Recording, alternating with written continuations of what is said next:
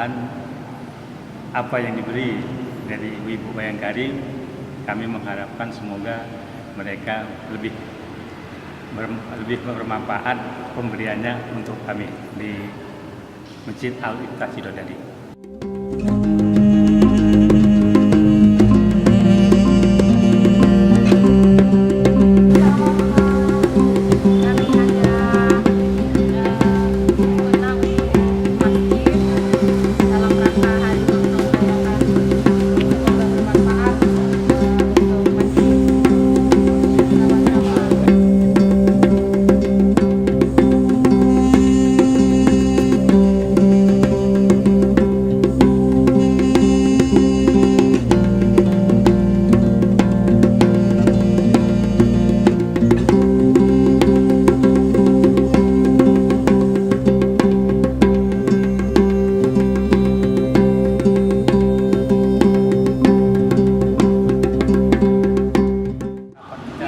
Bhayangkari ini akan lebih maju dan lebih baik, lebih bermanfaat untuk masyarakat, kepada umat Islam di daerah Aceh.